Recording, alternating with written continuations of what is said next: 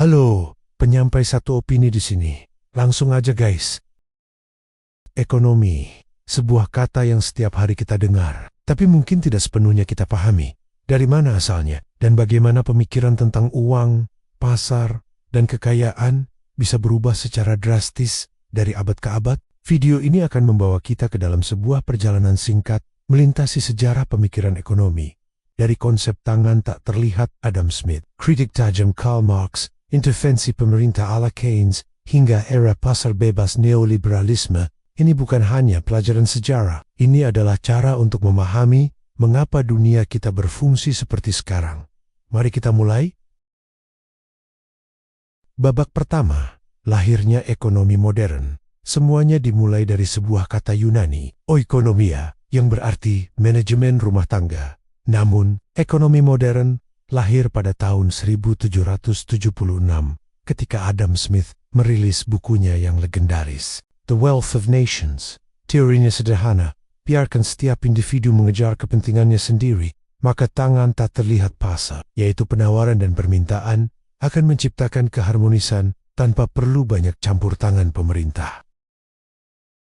Babak kedua, kritik dari Karl Marx. Satu abad kemudian, muncul kritik pedas dari seorang filsuf, Karl Marx. Ia berpendapat bahwa sistem Adam Smith melahirkan kapitalisme yang eksploitatif. Para pekerja diperas tenaganya demi keuntungan segelintir pemilik modal.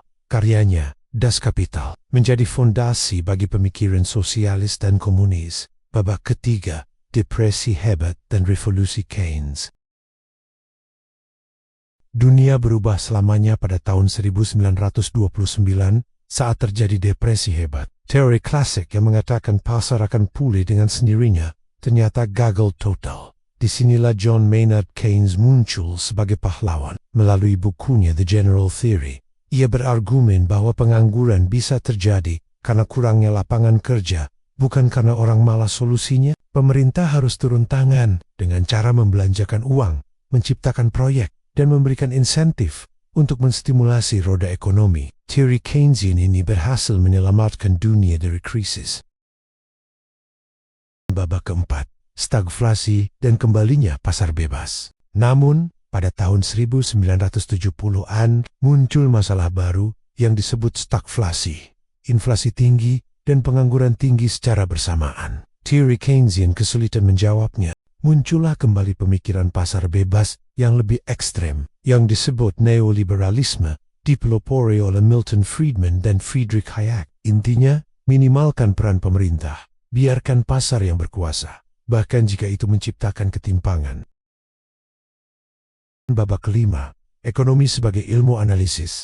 Dari semua perdebatan ini, kita belajar satu hal penting, ilmu ekonomi bukanlah teori yang kaku, melainkan ilmu analisis yang harus beradaptasi dengan konteks dan situasi. Sebuah kebijakan yang bagus di atas kertas bisa jadi gagal total jika tidak mempertimbangkan kondisi nyata di lapangan.